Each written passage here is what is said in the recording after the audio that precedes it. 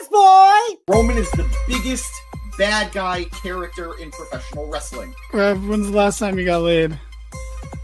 French Toast is the exchange student that you have like a 3-week affair with. Like, we can see that you don't have pants on. Can we tell the truth about Dusty sooner or later? Bro, like- less people wanted that than are currently watching our Hey, streams. bro.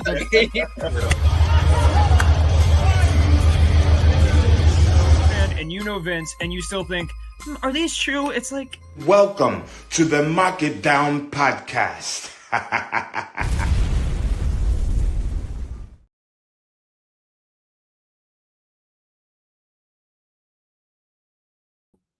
There we go. Sorry about that. Hello, everybody. Hopefully everything is all good to go. Yeah, I think we're good. Welcome to the Mark It Down podcast. I've just moved back to my parents' house. It is I, Matt Cascone, here to talk about Monday Night Raw, all on my own.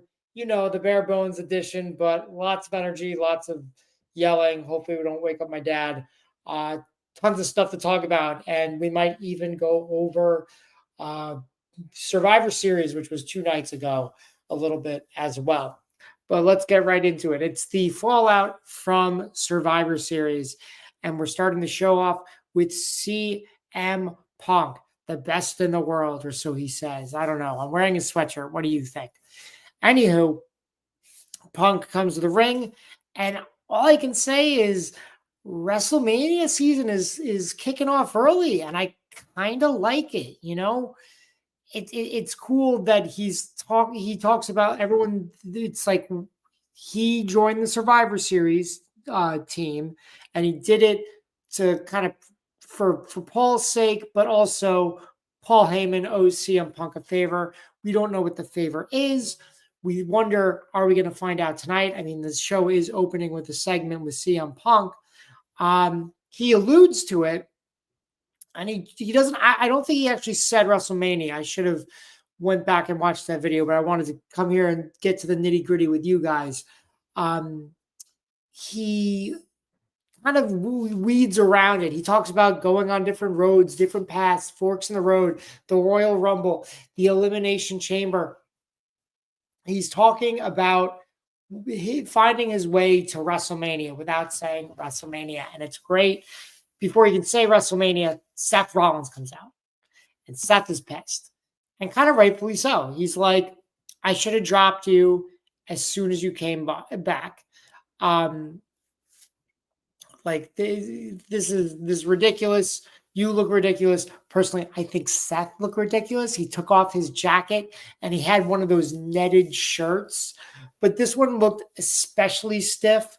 Like, you know, when you go to the liquor store and you buy multiple bottles of like you buy a couple bottles of wine and they put that green plastic wrap around the bottle, the netting.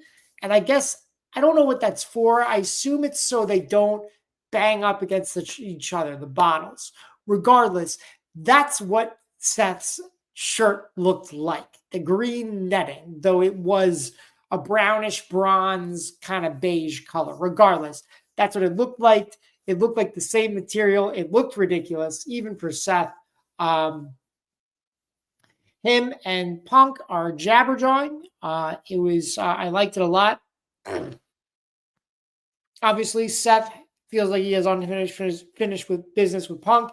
He's mad at him, presumably because he joined the Bloodline team, something Seth refused to do.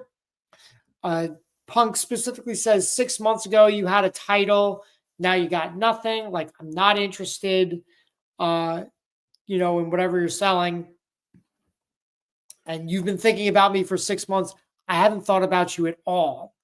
And Punk is trying to move on. He doesn't want to get involved with Seth. He's made it clear, pointed out a couple things, no title.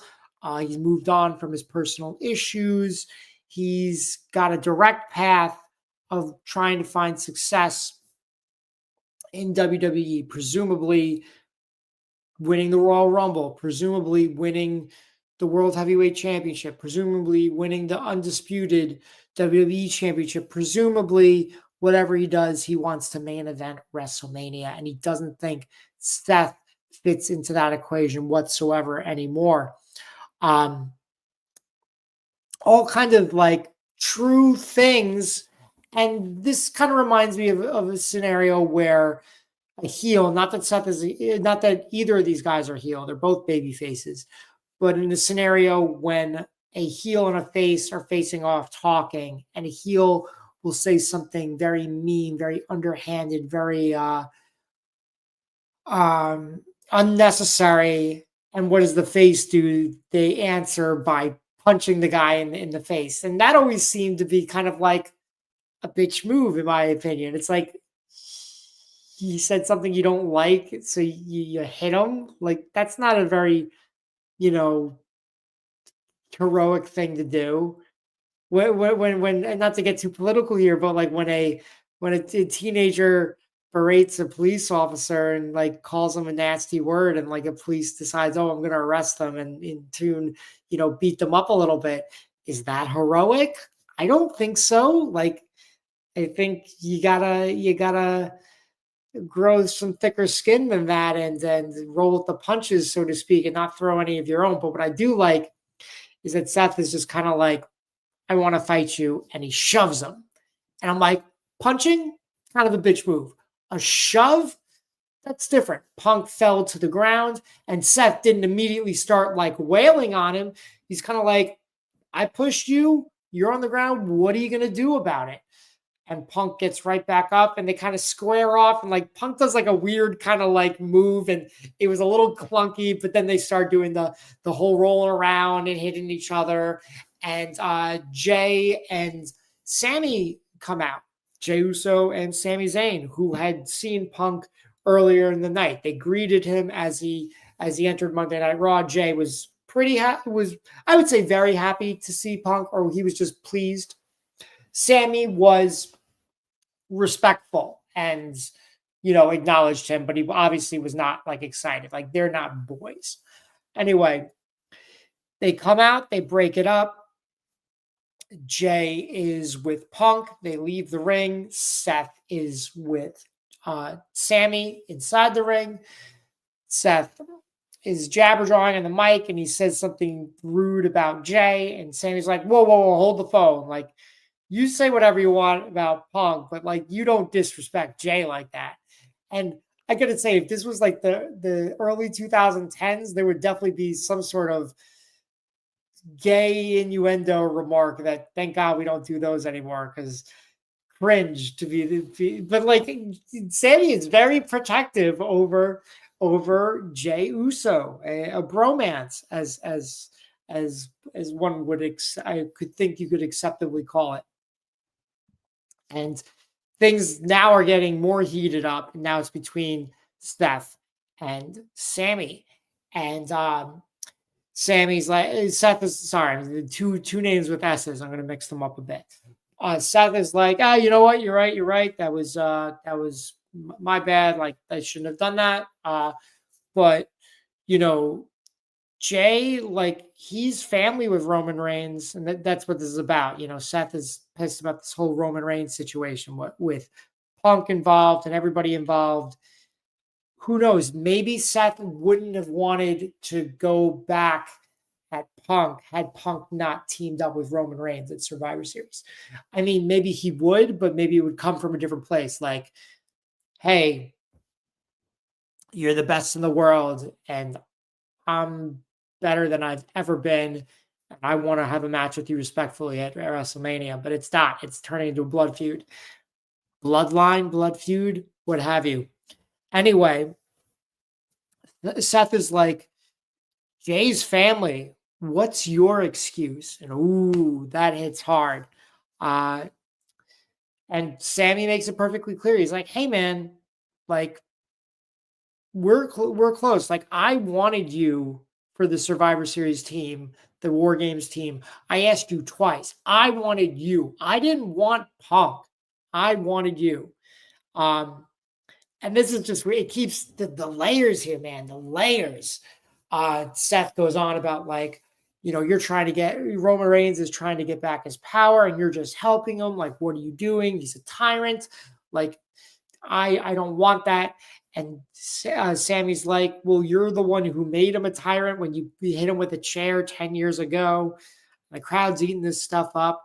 And Seth is like, well, you hit him with a chair like 2 years ago. So you've been in the exact same position I've been in. What's your excuse now? So they're going at it like jaw jacking. And this was just like a lot of layers, a lot of history, a lot of good stuff to eat up. I could go on. And all I could think of is I wanted Seth to be like, I feel like I'm taking crazy pills or something, he was definitely having a Zoolander moment, akin to Will Ferrell in that movie. And it was very, I liked it.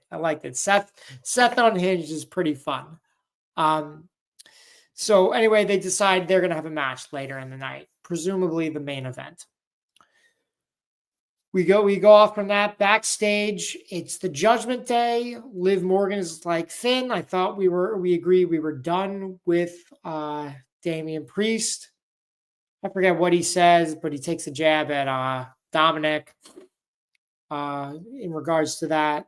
I think probably because Dominic Mysterio did not win the Fatal 4-Way to determine the number one contender to the World Heavyweight Championship about a month ago.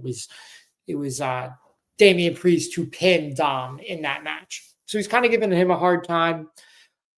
Finn's like, hey, man, don't worry about it. Like, everything's under control. I've got it covered. Like, just trust me. And it's just interesting here because Finn is definitely calling the shots, but he's been so adamant about the Judgment Day not having a leader, that there's no leaders in the Judgment Day. They're all equals. And I felt like that was true for a time until now, when I think Finn his judgment is clouded for his hatred of Damian Priest and his greed, his desire to become world champion once again. Obviously, no longer, the Universal title is no longer around. He wants to be the world heavyweight champion. And we'll get into that later, this selfishness of him concerning that title and where his priorities are at and his desire to be world champion and to be leader. It might just be more the world championship than it is being the leader, but he's definitely acting like he's in charge. When, again, in the past, he said there are no leaders in the Judgment Day since they've reformed and made this new version of the 3.0, essentially, that they're at right now. So that was interesting. They all go their separate ways. Carlito's like, oh, we can't do a group hug because, obviously he's in love with Raquel Rodriguez. Kind of funny. Want to hear more from Carlito. I know there was some he got some heat for that line about, like, man, I got to learn some Chinese, referring to Io Sky and Kairi Sane, who are obviously Japanese, not Chinese. Personally, like, is that an offensive line objectively, like black and white? Yeah, of course, that's an offensive line. But one, Carlito's a heel, and two, he's one of the more seasoned veterans in this roster.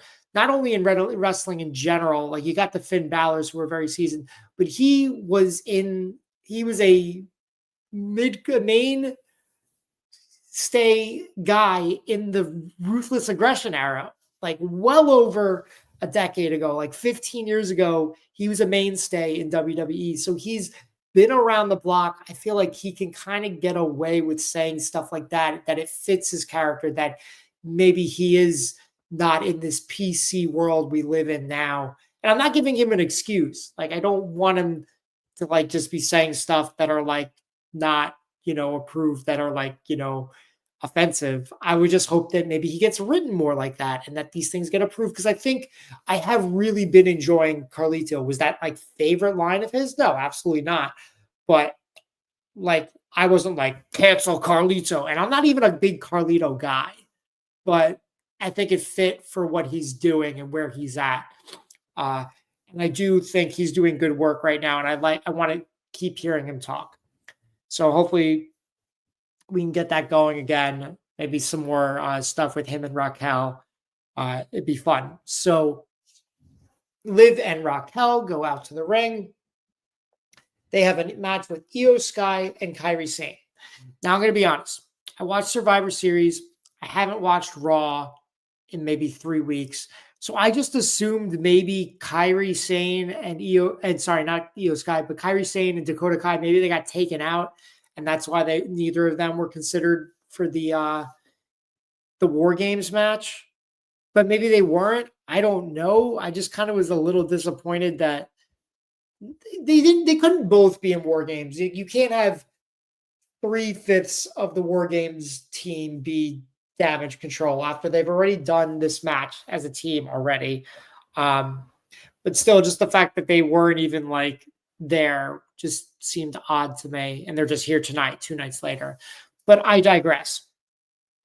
This match gets underway and it goes very quick, very fast. It was a bummer. Like I was drawing something, so I was only like half paying attention, and there was some good action. I think in the first minute, Liv Morgan and Raquel did a team. They did like a double team move where Raquel basically dropped Liv onto Kairi Sane, and Liv went for the pin, and Io broke it up. And this was in the first minute of the match. I'm like, we're doing pin breakups already? Like, it wasn't her finishing move, but 2, this has got to be a quick match. Like, they didn't give them any time. They're not getting any time for this match, are they? And it was a relatively quick match. That was a shame because there was some fast-paced action, some good moves, some good wrestling. I think all 4 of these women are very talented in their own unique ways. I think Kairi and Io make a great tag team. Liv and Raquel a little less, but I still like them. I think my number 1 Raquel tag team is her and Dakota Kai. Obviously, that's not going to work in the current landscape, the current storylines they're in. But for me, that's my go-to tag team for them. Regardless, at the end of the match, Raquel hits the Katana bomb on Kairi Sane, gets the pin, 1, 2, 3, match is over, and they're beating down Kairi and Io, and Rhea Ripley comes out. Now, I get it. Rhea Ripley is a big star. She's probably the biggest star in WWE as far as the women's roster is concerned. I would say absolutely 100% number 1. It was her team at Survivor Series in War Games. She got the pin on Liv Morgan. She's the biggest thing right now. The problem is you've got Io Sky. She's the number 1 contender, and she has a match at Saturday night's main event, which they're trying to make a big thing. Is it a PLE? No, but it's the return to NBC for Saturday night's main event, which obviously was a big thing in the 80s. They brought it back a few times during the Ruthless Aggression era towards the end. Maybe not towards the end, but the Ruthless Aggression era. But like, again, I don't think we haven't had a Saturday night's main event in well over a decade. They're trying to make this a big thing. And Liv Morgan defending the title against Io Sky is booked for that show. But it's like, who cares? I'm sure they'll have a good match, but we know there is absolutely no way Io Sky is winning that match. Like, Liv Morgan at this point needs to just drop the title to Rhea ASAP. She had a solid title run. There was that mess up with the Shark Cage match. Unfortunately, it was a shame she couldn't get the pin and instead lost via DQ. I think that hurt her credibility, not long term, but like it definitely didn't help. It was a shame, in my opinion. And that's going back even farther. I don't want to get too off topic. But so just Rhea comes out here. She's going for the attack. They shove her into the side of the announce desk. Similar how Braun Breaker last week got tripped up by Ludwig Kaiser and hit the desk. That was epic, by the way. Definitely watch that replay if you can. It was amazing. I love that spot. But clearly, WWE, they just need to start baby proofing like the place, like, outside the ring. Just put those, those soft corners, get rid of those harsh edges and get those nice soft corners. So when you hit them, you don't get hurt like Braun Breaker and Rhea Ripley. But it was cool. It was a cool spot. Again, not as cool as Braun Breaker's, but like, she hits the orbital bone that she cracked, broke, whatever. She hits it on the side of the desk. That would have been a great spot for Rey Mysterio versus Seth Rollins during the pandemic when they had that eye for an eye match. Like, I'm not saying you should have ended the match like that, but that'd be a great spot. Again, going to digress. Say this match was good, but it was too short, and I didn't really need Rhea Ripley. Like, just like you're making Io not look great. Her team just lost the match. Now she's getting upstaged by Rhea Ripley. Like, not great. And my complaint, again, short match. Now we go backstage. Gunther is talking with Kathy Kelly. Finn Balor interrupts with Dominic Mysterio by his side. Finn is like, hey, I want a title match. Like, I saved your butt twice. You should be like thanking me. You should have given me like 2 title matches by now. The fact that he cost Damian Priest the title twice, that's his opinion. That's how he sees it. He's kind of got a point, like perhaps Gunther wouldn't be World Heavyweight Champion had Finn Balor not intervened 2 times. I would say very, very, at the very least, definitely the first time. The second one kind of borderline. We don't really know. But the way Gunther sees it is like, I don't owe you anything. And I don't think he was saying as like really a heel. He's more angry at Finn than anything. It's like he wanted to prove that he could beat Damian Priest on his own. Not that he doesn't think he can, but the fact that everyone's questioning it now, including Finn himself, who doesn't think Gunther could have beaten Damian Priest on his own. So Gunther's just like, no, like, and then Finn makes another great point. He's like, oh, well, you're mad at me, which obviously Gunther is. Then maybe you should. We got our first comment of the night. Dakota Kai needs to win her first single title in her career from Chris Leclerc. Thanks for watching, Chris, and thank you for chiming in. We will get to Dakota's match. That's up next right after this segment. I just wanted to acknowledge you for being the first comment of the night. I totally agree, and we will get to that shortly. So just stay tuned, my friend. Thanks for commenting.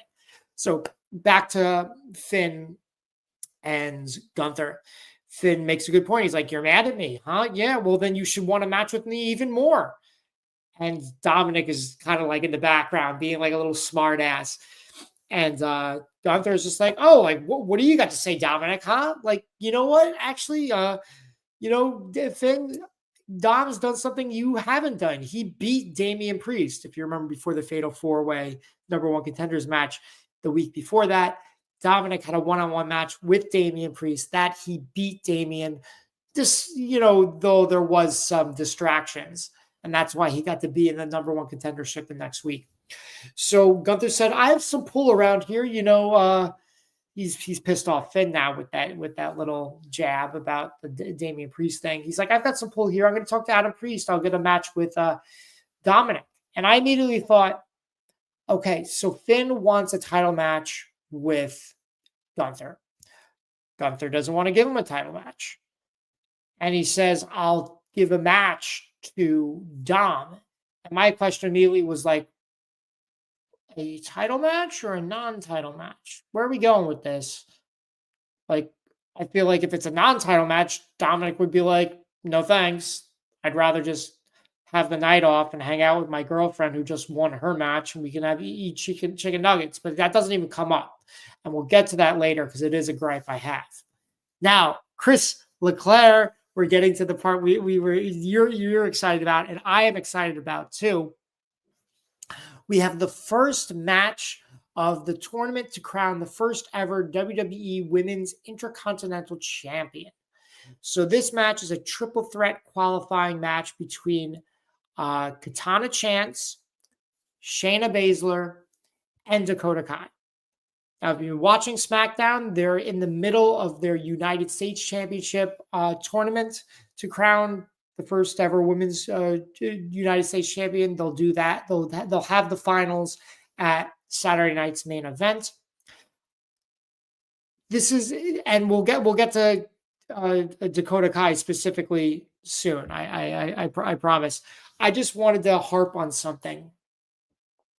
When Triple H was getting into his early days of producing and backstage kind of stuff, you remember not quite a decade ago, but almost a decade ago already, he got really into tournaments. He did the Cruiserweight Classic, the Mae Young Classic, and the United Kingdom Championship Tournament. 3 tournaments. They were all single elimination, 1v1 matches. I think it was like 16 competitors. I think United Kingdom was a little less.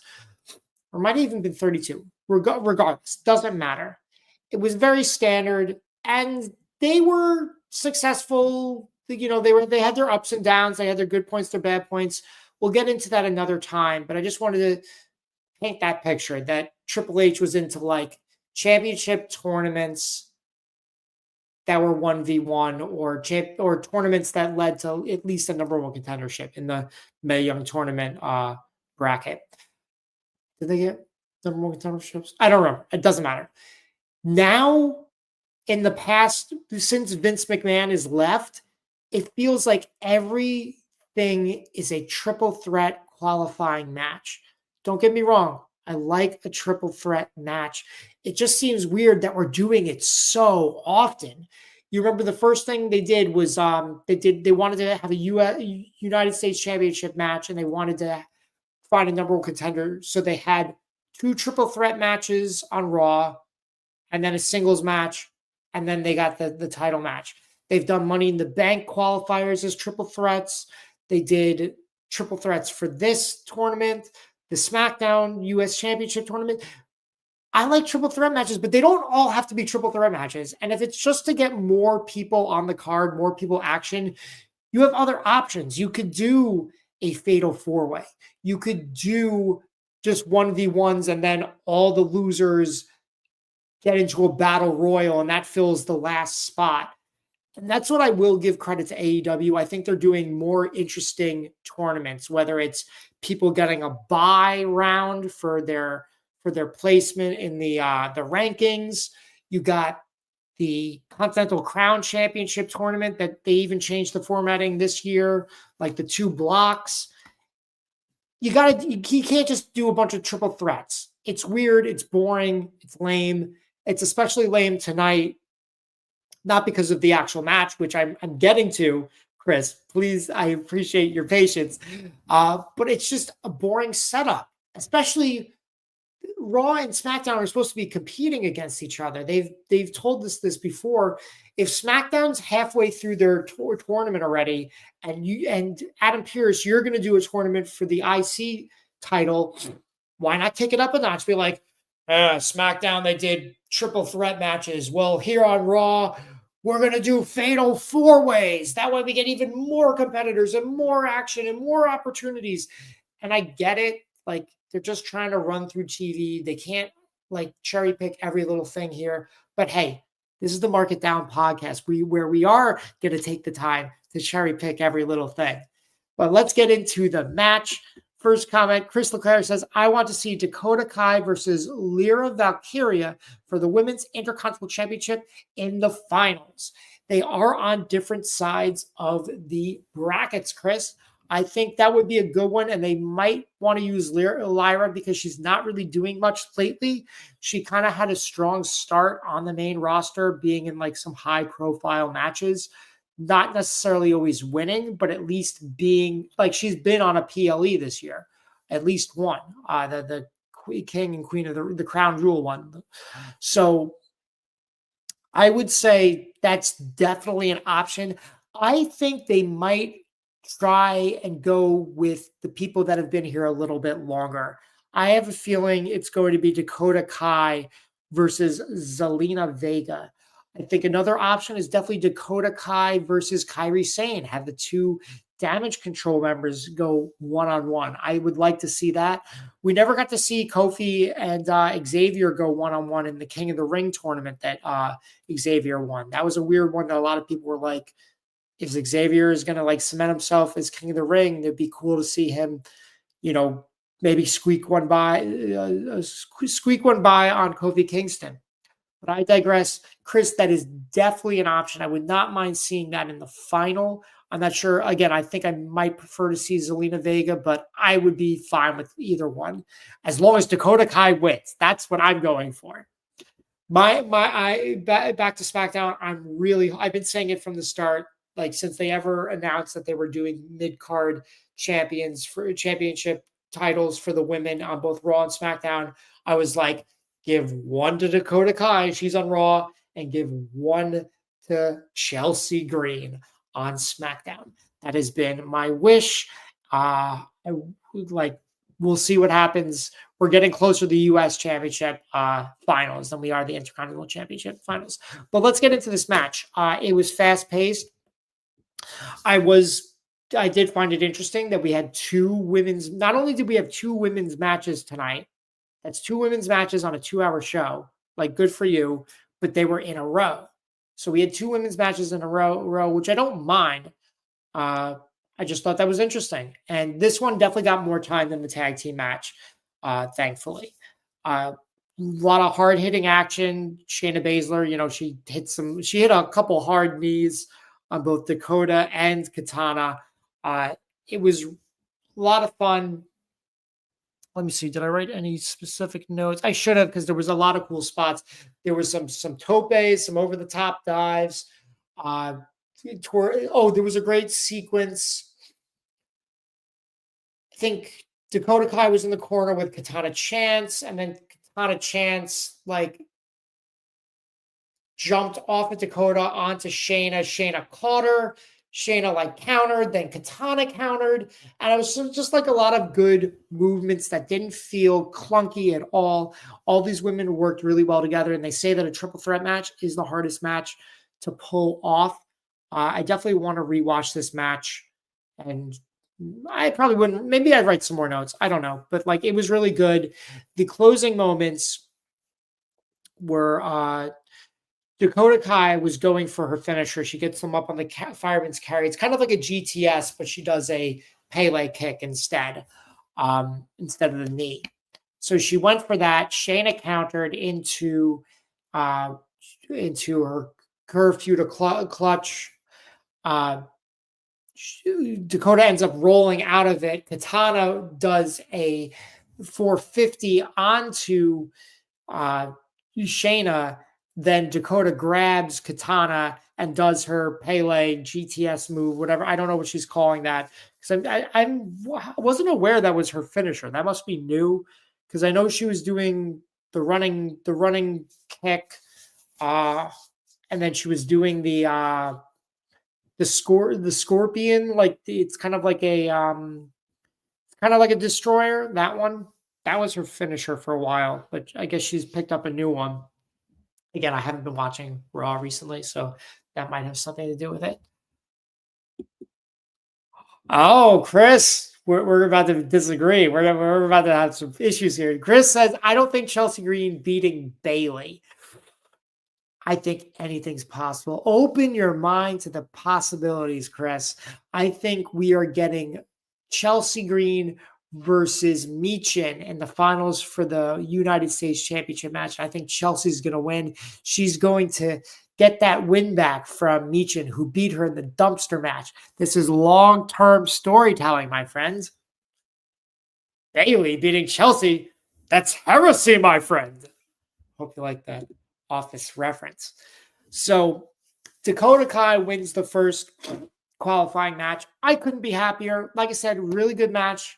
I would definitely, if there was anything I'm going to rewatch tonight, it's definitely that triple threat match. I enjoyed it a lot. It was good. It was fun. It had enough time. Next up, they have a New Day video package highlighting the group's, highlights and how tonight is their 10-year anniversary. And that's coming up. It was a great video package. And I noticed That segment is up next, and I'm immediately worried. One, I'm worried for the reason we all are, because we all think they're going to break up. And two, the reason I'm more worried is that this is not the main event. We've already guessed what the main event is. It appears to be Sami Zayn versus Seth Rollins, which by all means is a great main event. But the circumstances have to be correct. And these are not the right circumstances. They had a World Heavyweight Championship match last year that main evented a Monday Night Raw. The stakes are now lower. And they're probably going to get less time because it's a 2-hour Raw, not a 3-hour Raw. So I'm immediately not really looking forward to that match. You know, if you're kind of if you've got the thought of, I'd rather watch one of their old matches, then I can't wait to see what the next chapter that they're going to write is. That's not a good sign. So the New Day, their 10-year anniversary celebration is in the middle of the show. It's not closing out the show, which leads me to believe that Big E is probably not going to even be here. So they started off, they go to the middle of the ring. It's Adam Pearce. He intros Kofi and Xavier. They've been in the building. They have not been into the building together. They did not come together. They've been showing that throughout the show that they are not together. They're both here, separate parts of the building. They come out together. They see all the stuff on the entrance ramp. They see the big box of Bootios. They see the capes. I think it might have been it was very blue cape. I'm trying to remember what that was from. It might have been Xavier Woods's King of the Ring cape. And they're just, especially Kofi, they're excited. They're happy. Xavier's a little more reserved, but you can still see he's got a smile. He's happy. He's soaking in the moment. He's seeing all the memories, all the great moments they've had in WWE, the accomplishments, the good times. They walk together. They're walking down the ramp. They're high-fiving people. They go to the center of the ring. They look at everything. Adam Pearce, he does a New Day Rocks. He gives them the mic. He congratulates them. He leaves. And I'm like, oh, geez, I guess we're not getting Big E. I'm bummed. They talk. They say all the things like, this was so great. We couldn't have done this without you, but also like all our hard work as well. We're very proud of what we've accomplished, and they're about to break up. And that's when Big E's music hits, and everyone is excited. Quick note: there was a Big E chant before Big E came out, and Xavier was like, "Yeah, we miss him too." And the camera went to the crowd shot for a guy with a Big E sign, but he had put it down. By the time the camera went on him, he put it right back up, and then the camera disappeared. And it's like, oh, come on. One, if you're a fan, always hold your sign longer than you think you need to. If you think it's done, hold it for another 10 seconds. No one's gonna. As long as you're not holding that sign like all night long, you're holding it for your segment. Do it. That's my advice. Someone who's been on camera for WWE, and I'm not trying to toot my own horn. There's way bigger, crazier people with signs than more memorable faces. I'm just saying, you got to make your moment yours. And sometimes the camera does take a little bit longer than you think. So definitely hold those signs up just a little bit longer each time. But also, the camera could have held on. The guy knew, he messed up and he did it. And, the camera, immediately, split. It's like, cameraman, now this is on you. The man's putting it back up. Just hold it on him for 2 more seconds. We're not missing anything in the ring right now. It's going to be okay. But I just think that was a shame on, all accounts. It just didn't come together. It didn't ruin the moment at all. But, instead of that being, instead of that being something you can put in the video package next week of what's going to happen, I'm going to tell you, they can't put that guy in the video package. You know what I'm saying? I've been someone who's been in a video package. That's just the and I hope that this means something to the 68 people watching this. Love you guys. And if you got any good sign stories, definitely lay them on me. But anyway, excuse me, I should have gotten some water. Big E comes out. And screw it, I'm gonna get some water. Be right back. You'll come with me. So Big E comes out. He's got a suit on. Everyone's happy to hear him. It's been a while since we Big E, he's been on the backstage segments. This is my childhood home, by the way. So I moved back home temporarily, hopefully. We'll see. So give me one sec, guys.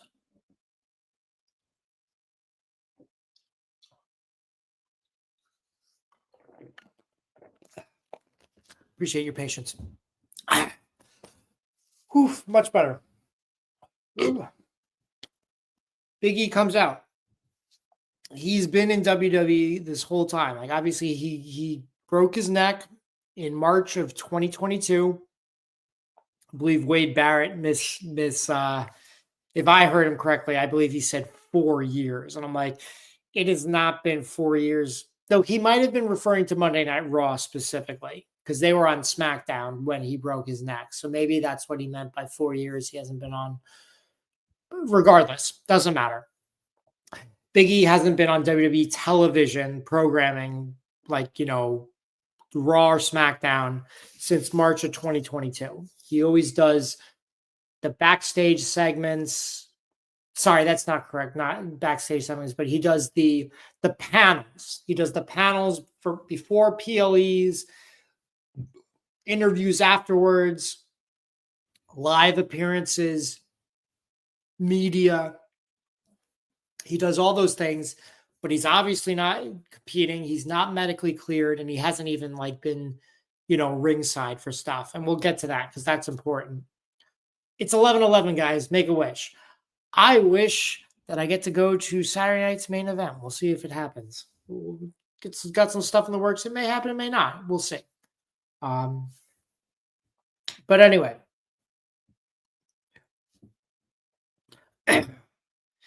Big E is like, man, I hate to see you guys fight like this. I don't want it to end like this.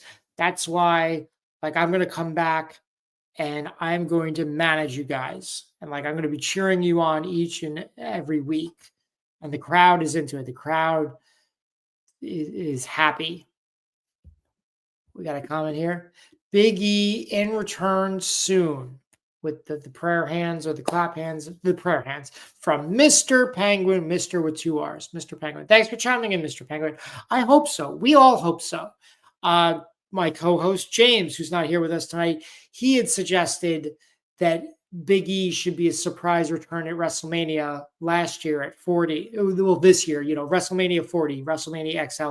He wanted Big E to be a surprise return and beat Gunther for the Intercontinental Championship. And I thought that was a great idea. And I would have loved to have seen that. I would have thought that was a great option.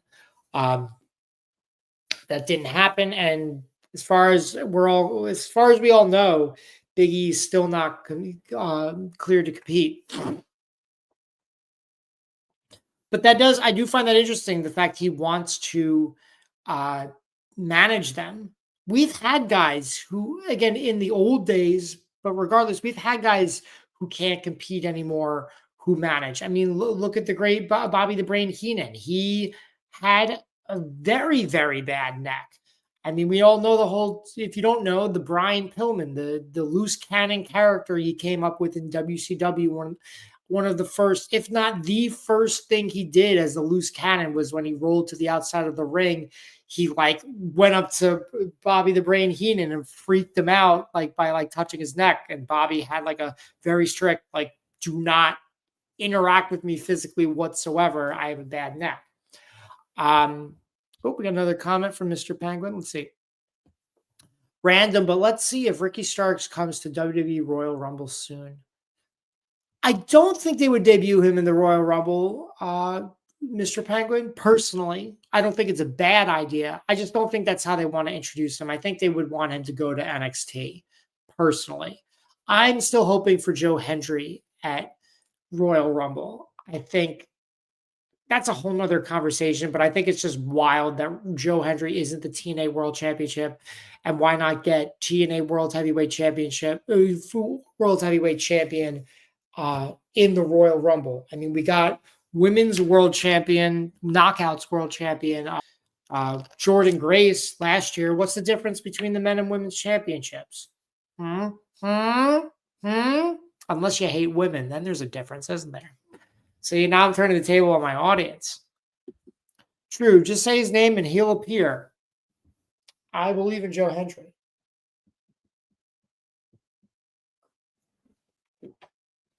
I think they are in danger of missing a boat with Joe Hendry. The fact that he's not TNA World Champion now at the moment. I don't watch NXT regularly or really at all. I just watch highlights, but I do not think he's been in NXT since before Bound for Glory. I just think he was so hot, and he's still hot, but he's definitely not as hot. He's hot. He's less hot now than he was before Bound for Glory. So, but that's another conversation for another time. Let's get back to the matter at hand. Are the New Day breaking up? Well, Woods says now, question mark, to Big E coming back to manage them. And he's pissed. He's like, now you want to come back? Like, we've been fighting for months. You've seen it. Like, you know, you're here, like, doing your desk job. You watch all the stuff, but you're not here helping us. Like, what the hell?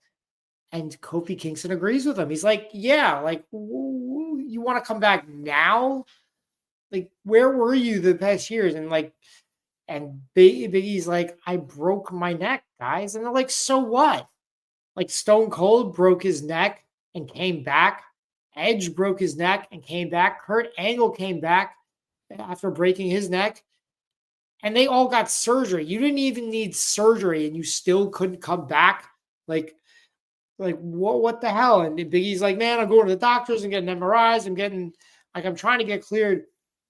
And they're just not having it. Like Xavier Woods said, hey, I tore my ACL like completely off the bone. And I came back in 9 months. Like, if you wanted to come back, you would come back. And also, let's face it, you're never getting medically cleared.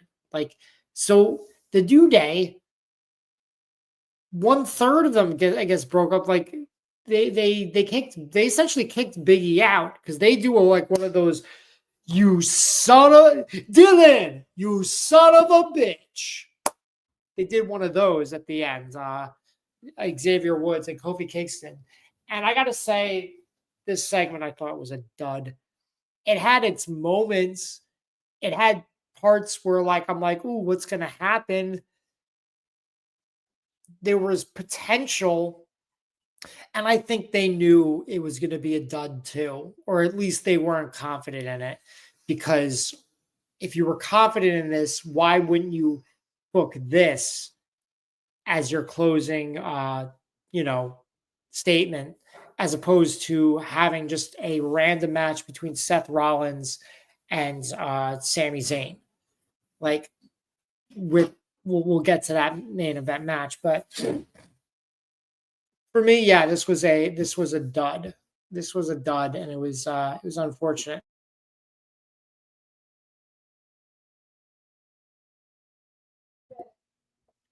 All right, just had to check in with someone right there. I think what made this especially kind of a dud is that, one, we've seen heel New Day already. That's kind of how they debuted. They were heels. Like the first year or two, they were heels. They actually went back and forth. They've gone back and forth a few times. Yes, they've generally gotten favorable responses from crowds since they won the titles at SummerSlam all those years ago in Brooklyn. Like, yes, they're always been popular. People have always bought the merch. But they have been heels before. Has it been a long time? Yes. Like, well over 5 years. But it's like, who cares? We were bored with the New Day, and just having them be bad guys isn't going to make them interesting. Isn't going to reignite this team. If they had never been heels before, if this was a Hulk Hogan NWO moment, then sure, maybe. But it's not even that, because you kicked out your third man. Big E, He was the third man. What are you talking about? He was the third man. Big E. And they kicked him out. And they didn't even get to like literally kick him out. They didn't get to super kick him into a barbershop window. Just it was a bummer. And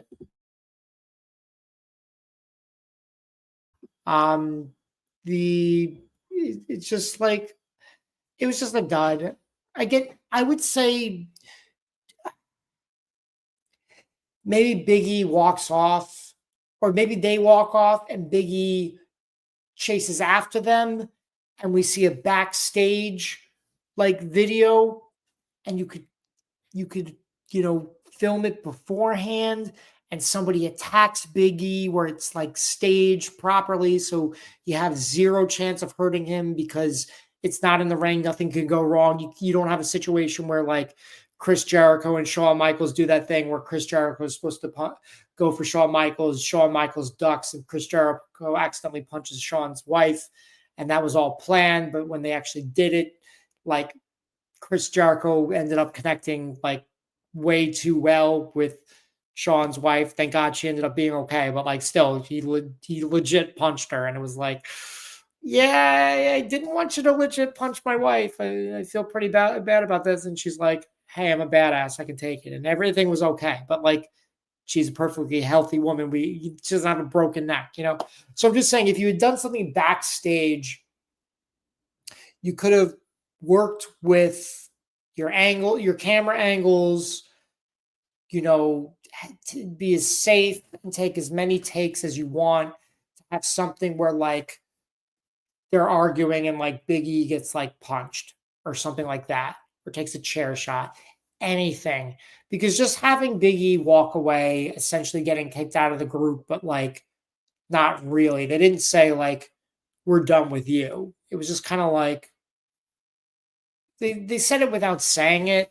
And also, he's been out of the group anyway. Like one of their 12 tag team championships is without him. Like, I don't think you can call Big E an NXT tag team championship. I haven't looked. Like, I know that's been a thing where some of their titles are kind of bullshit. Like when they traded them from Raw to SmackDown or SmackDown to Raw, like one of those tag titles is definitely bullshit. And I'm pretty sure when Xavier tore his ACL, I think they won the titles and dropped them while he was gone for the entire time. So he's not even like, he can't even claim that title, but that's because they're a group. They kind of just wing it. And they're like, well, that's too complicated to be like, okay, one of them is 11 times, one of them's 12 times, one of them's 11 times. Oh, well, he's 11 times, but with this set of titles, and he's 11 times with that set of titles.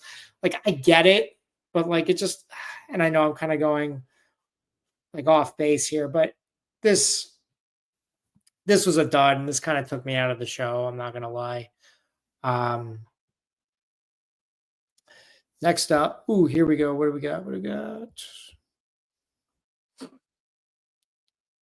Sorry, I thought we had another comment. No worries. Okay. So next up, we got Gunther versus Dominic Mysterio. And this makes no sense. It's just, it's fine that we didn't see Gunther talk to Adam Pearce. We don't need everything to be seen. Like, he said he was going to go talk to Adam Pearce. Clearly, that's what he did. That's fine. I don't care. It's the fact that it's a non-title matchup, and like, no one seems to care about that. Like, wouldn't Dom be like, no, I don't want to have this match. Like, he could have literally said that to Gunther. It could have been like, well, I don't want to have a match with you unless it's for the title. Or, oh, I'm going to go talk to Adam Pearce. You could have been like, I'll come with you, and we'll both talk to Adam Pearce, and I'll tell him I don't want the match. I want Finn to have the match. Like, there's so many options here. And instead, just Dom looks stupid. And they had a whatever match, and Dom lost. And then Finn came out and beat up Gunther. And he's being like kind of a dick to Dom, saying like, oh, this is how it's done. Watch this, kid. Take notes. And it's just like, bro, you beat him after the match. Like, I did all the work, and you just sneak attacked him. Anybody can do that. Like, I can go wait for Gunther to have a match and then hit him with a chair afterwards and look dominant. Like, it's like anybody can do that,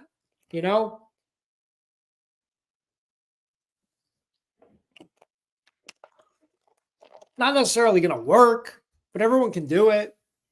At least in WWE, like, you're a superstar, you could probably get away with that if you're booked not to be a complete idiot. Next part I like, it's Pete Dunne backstage. He's got a match with R-Truth. And I also like this aspect. Kathy Kelly is talking to Pete Dunne. He's like, do you think R-Truth knows that you have a match against you, Pete Dunne? Or do you think he's got a match with Butch? And before she can say Butch, Pete Dunne interrupts her. And he's like, oh, I'm done with this. Like, he's going to know exactly who he's having a match with. And it's like pretty well said. His promo, it's quick, it's short, it's to the point, and it ends. And then immediately see people running behind him. And then the camera goes off to him. So at least he got to like say his piece. It wasn't like, hey, Pete Dunne, what do you think? Oh, wait, something more important is going on over there. It's like Kimmel not interviewing Matt Damon. It wasn't like that. So I like that. Turns out Jey Uso had been attacked backstage, and we don't know by who. The only issue I have with Pete Dunne, and this isn't even Pete Dunne's fault, it's just like, if I was in WWE and someone kept calling me by an old gimmick, I would just do the same thing to them. It's like R-Truth goes up and is like, hey, Butch. I would have been like, hey, K-Quick, what's going on? Like, what's up? Where's Road Dogg? You know, like, it's like Pete Dunne seems like a pretty intelligent guy, and maybe K-Quick is before his time, before he was watching. But like, come on, this is doable. Give Pete Dunne something, because the match he gets is garbage. I wasn't paying attention, but I think R-Truth actually might have gotten a cold open here, which I was surprised at. Also, quick gripe, just give people their good music. Like, give Pete Dunne his original music that he had. Like, WWE, you are making so much goddamn money right now. Just pay for some licensed music. It's not that difficult. Like, I mean, do I think Tony Khan does a little bit too much licensed music in AEW? Yeah. I think, like, the fact he paid for, like, the Pixies for Orange Cassidy and then went to Orange Cassidy. He did eventually get the song he wanted for Orange Cassidy that he used on the Indies. It's like, you've got the license for the Pixies and you're not even using them. Like, what the hell, man? Like, this is ridiculous. WWE needs to start paying for some licensed music or get people's old music back, because, like, some of these tracks, man, are just not good. Like, Sheamus's new music.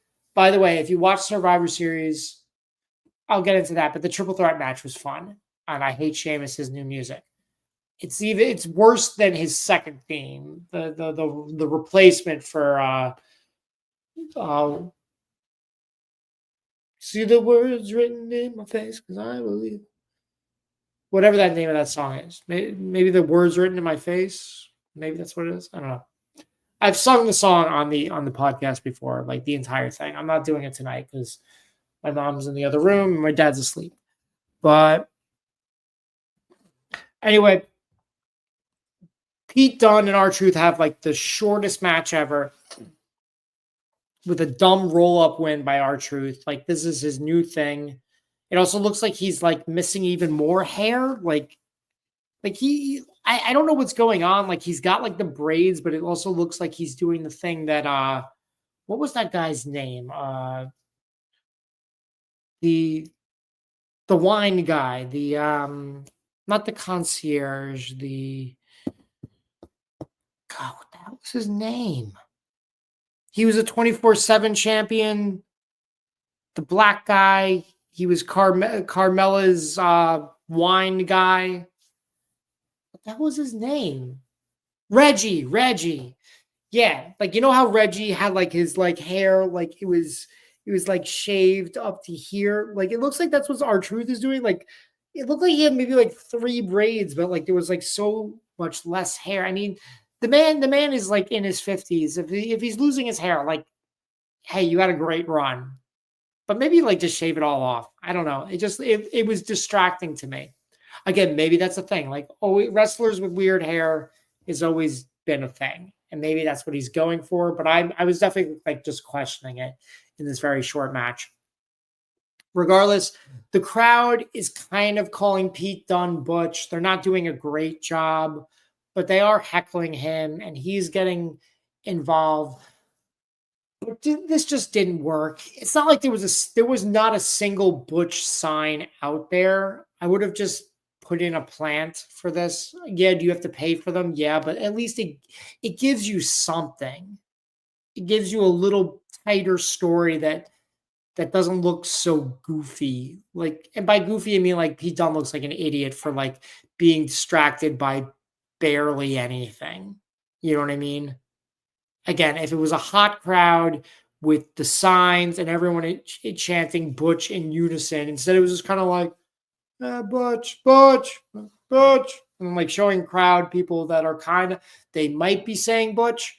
So it was just dumb. Like they should have had either a planted sign. They could have just had a plant. Someone who's saying Butch, Butch, and he goes over and like punches them or something. That would have been more interesting. I would have been like, ooh, who was that extra? Ooh, how hard did he hit him? Like, that'd be fun. Regardless, he didn't do that. He only gets semi-distracted, puts one leg outside the rope, goes back in, gets rolled up by R-Truth. Terrible. He looks terrible. Terrible match. Nobody wins here. We go backstage. Braun Breaker's getting interviewed. Kaiser interrupts him. Says like, hey, I almost won that match. And Braun's like, yeah, well, I get where you're going at. Like, you're going to come up with the I didn't lose the match gimmick to get a match. And he's like, well, you know, maybe we can do that.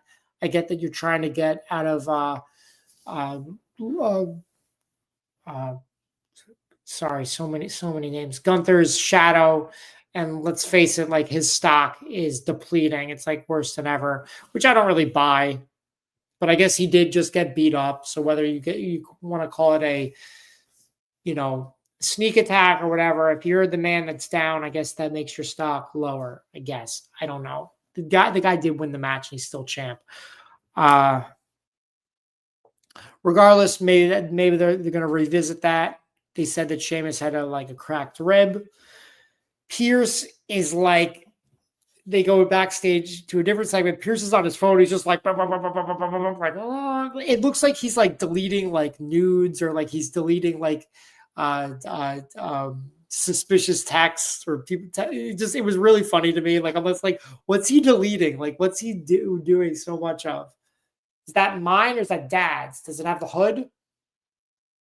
It's mine. Okay, great. My mom found my winter coat. I need that tomorrow.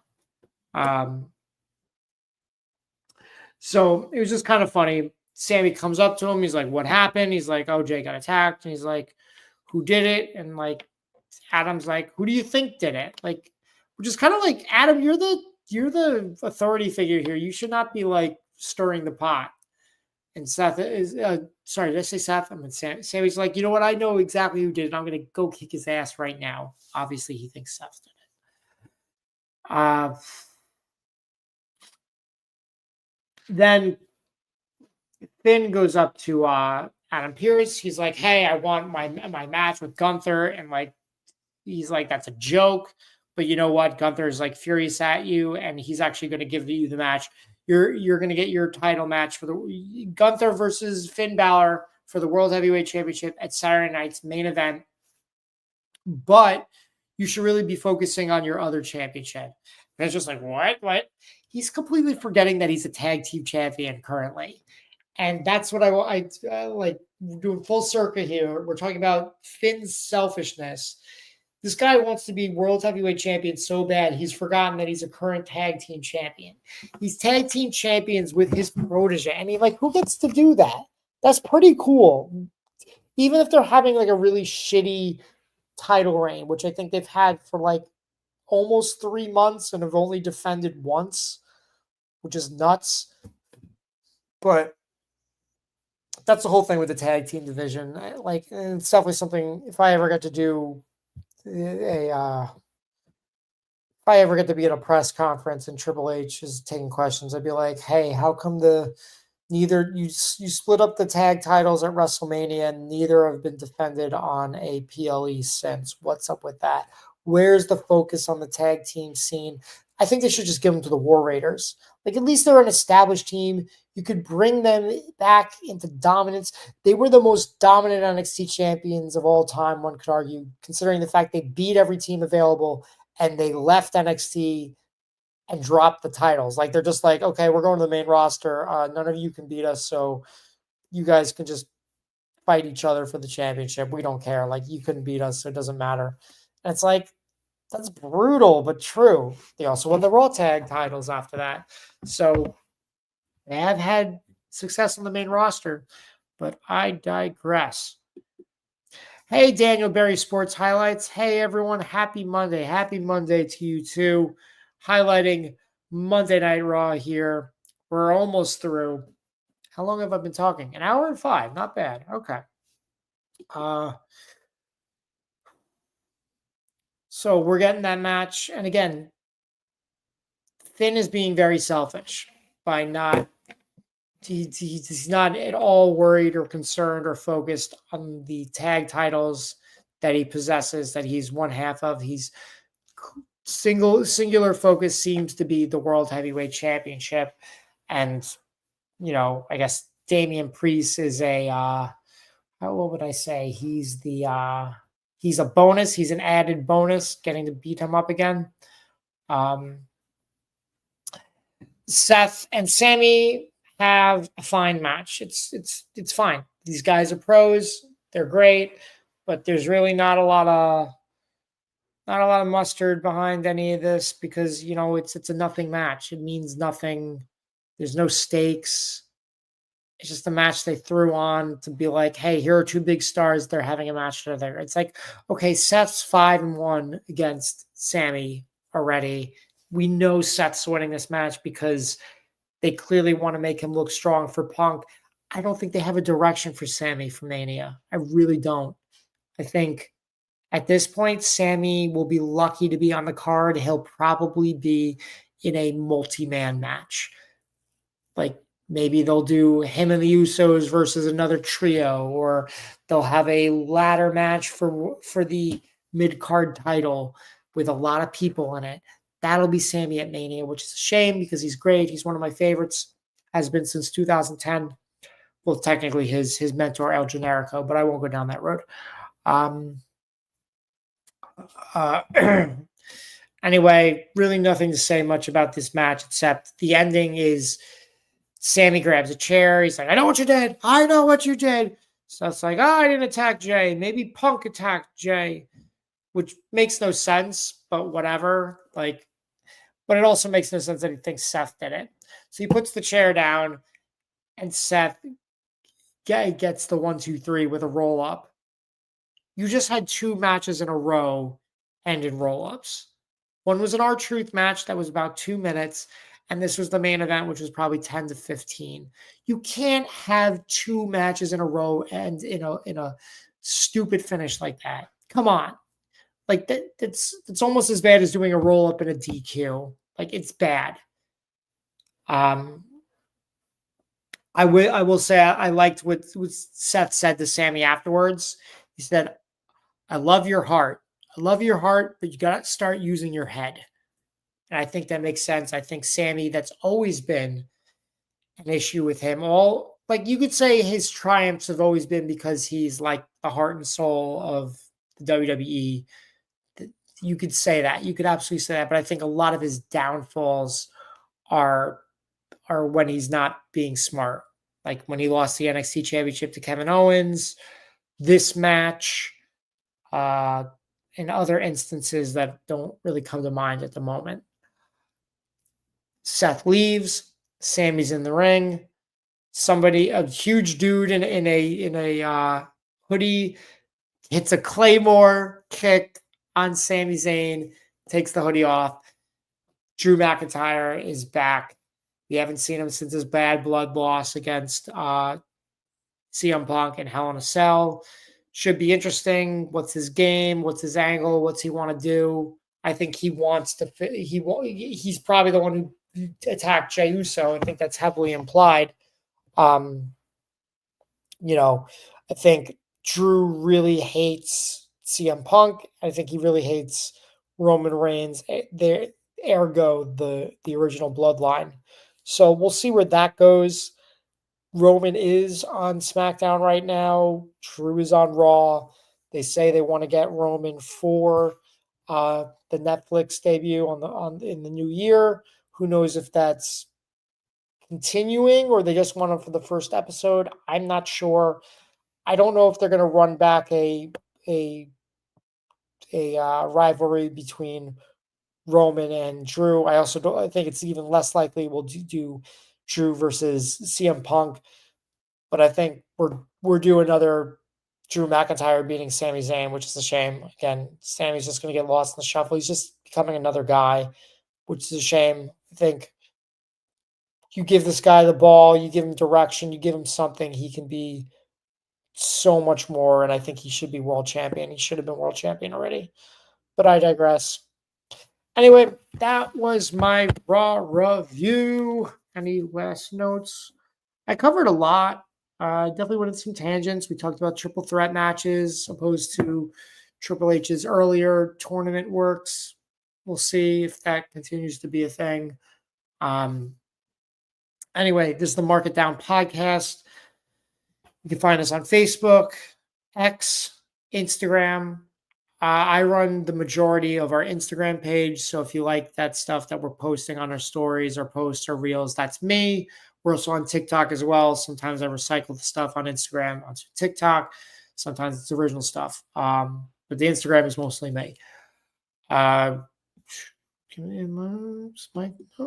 note's not there. Okay, you can individually follow us as well. My handle on Instagram, that's my biggest platform, is Mean Streak Matt. You know, like he's on a mean streak. And then my name, Matt. And then if you like Lego content, you can find me at Matt's Minifigs. Mark It Down podcast. We cover all things pro wrestling. Try and do at least Raw or SmackDown. Rev covers AEW on Wednesdays. Sometimes some of us join him. James covers TNA, the Gym Pack Zone, on Thursdays, and we try and cover the PLEs as well. I might as well here. I'll go over this Survivor Series. I thought Survivor Series overall was a bit of a dud. Not the end of the world. I think WWE has been really nailing their PLEs for the most part. I think we've complained that the 5 matches in 3 hours is not enough matches and that there's too many commercials. Regardless, the quality of the matches and the fan response, I think, has been very, very strong for WWE. Obviously, they keep selling out shows. They're doing great. But maybe they should spend some of that money on licensed music. And they don't need so many ads either. They don't need that much revenue. They're doing great. So licensed music, less ads. Therefore, we get longer match times. That's my vote. Survivor Series specifically, I thought the women's war game match was very sloppy and botchy and not really good at all in most cases. We saw the trash can thing with EO again. Like, it was pretty much the same thing. We saw a cash-in tease during a War Games match. We saw that last year. And Will Ospreay said it best in an interview. What does that mean? If you cash in during a War Games match, does that mean that it's a now 10-person match and whoever pins the champion becomes like the champion? Because you can interfere in a match and make it you can interfere in a match, insert yourself in the match, and have it become a championship match. But you can't just exclude everybody else in the match. Can you? Can you make it a match and be like, okay, once this ending of a match happens, then we get back to the War Games match? And would it be a would it be a no DQ match still? You're in the cage. So anyway, it was a mess. It was not good. I think the main hang up I had on it was there was way too many weapons introduced immediately, like the chairs. Like, a lot of the chair shots were bad. I think Nia, who I've been very critical of in the past, but I think has been doing much better and is great in her current role. I think she was the worst in this match. I think a lot of blame goes around, but if I had to blame one person, it would be Nia. The next match was Shinsuke Nakamura takes on United States champion LA Knight. And there was a lot of video package for this, which was unfortunate because there was such a long space of time between the War Games match and the second match. And I didn't like the War Games match at all. And I wasn't invested in the second match because it's Shinsuke. And like, he's just been doing the same thing, just in different color palettes for the past year. Like what? He turned heel against Seth and he was wearing red and he was spraying red mist. Or maybe he wasn't spraying red mist yet, but regardless, Shinsuke turned heel, couldn't beat Seth Rollins for the World Heavyweight Championship. He turned his focus to Cody Rhodes and started spraying him with red mist. Still couldn't beat him. Kicked out of a Crossroads, though. I'll give him that during the, I want to say the bull rope match, whatever the match was. Yeah, they couldn't beat him. Now he's back, but he's in black and he's a samurai, which I don't think he needs to be. If he wants to be more serious and sinister, that's fine, but he was already that. And I'd say bring back his rock music with the lyrics. I thought that was good the first time he turned heel. I hated it at first, but it's actually my favorite theme of his. But just him being a samurai seems lame. It seems kind of taboo and stereotypical, kind of like how Tozawa was a ninja. Like, I liked Tozawa being a ninja like the first week, and then I was like over it. Shinsuke beat LA Knight in a whatever match. He's a new United States champion. I think we'll get LA Knight winning that title back at Royal Rumble. That's my guess. Next up, we had that triple threat match between Braun Breaker, Sheamus, and Ludwig Kaiser for the IC title. Really liked this match. It was really good. Go watch it. Then we had the main event where it looked like, I think Bronson Reed broke his ankle and Jimmy Uso broke his toe. What toe? I don't know. But it was good. I think it accomplished what it needed to accomplish. My question the whole time was like, I think the OG Bloodline and CM Punk are going to win, but is this the end of the rivalry or not? And it appears it is not, because they made it very clear that, like, excuse me, the OG Bloodline has won, but Solo Sikoa still has the Ulafala, Roman Reigns' tribal chief necklace, the Polynesian red necklace. That's what makes you the tribal chief. And so they made that very clear that, like, Solo still has the necklace. He's still the tribal chief. So I think that'll need to be, I'm not saying it's necessarily like going to go back to Roman, but they at least need to address it. They're going to have a match. They're going to have a one-on-one match. And I think that's when The Rock might get involved. I know some people were disappointed that The Rock didn't show up. I'm like, we got these 5 versus these 5. If anyone was going to show up, I thought it might be Seth to do something with Punk, but they waited for that tonight. So I don't think there was any disappointment. Also, The Rock shouldn't have shown up. He was just at Bad Blood, like the last pay-per-view. Like, calm down. He'll be on the first episode of Raw on Netflix in the new year. So you don't have to wait much longer for Rock. We're not getting Brock Lesnar. We'll get mentions of Brock Lesnar from the past. We're not getting current Brock Lesnar, not till this whole lawsuit gets figured out. Sooner rather than later. I want closure. It's like, if Brock's guilty and he's found guilty, then we're never going to see Brock again. If he's not found guilty, which I'm sure it doesn't matter. If he's not found guilty, then we can talk about bringing Brock Lesnar back. I don't really want to get into that. That's my 2 cents on that. But like I said, we would cover Survivor Series just a little bit. So I added another probably 10 minutes on there. So you're welcome. And we got a pretty good audience tonight. Thank you so much for joining us. If it was your first time, I hope you enjoyed it. We try, like I said, sorry, I got stiff back. Skibu covers Raw, but I've been covering Raw. I sometimes cover SmackDown. Rev covers AEW. James covers TNA. We cover PLEs, like I just did that run view for you. And we do local shows as well. We like House of Glory. We're New York based, so House of Glory is a big show for us. Company.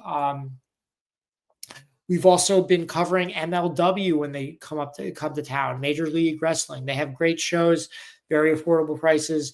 I've been invited the last couple of shows they've had. They've got one in Queens on Thursday that we will be at. I'm not sure which ones of us will be there. It might be me and James. It might be Rev and James. We'll see.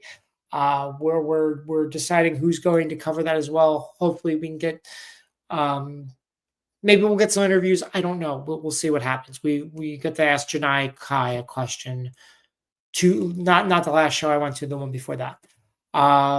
And hopefully we'll be at Saturday night's main event. We'll see. We don't know yet. Too soon to say. But thank you so much for joining us. Remember to follow us on X, Facebook, YouTube, you name it. My name is Matt Casco, and you can follow me on Instagram at MeanStreakMatt and at Matt's Minifigs if you like Lego. And I do all the stuff on Instagram for our page, Mark It Down. So I hope you liked it as well. Thanks so much, guys. Have a good night. Peace. Take care. Spike your hair. I don't know. I'm tired. Time for bed. Oh, wait. I got to do the outro. Can I do the outro? Can I do the outro? Can I find it? Can I find it? Can I find the outro? It's so close.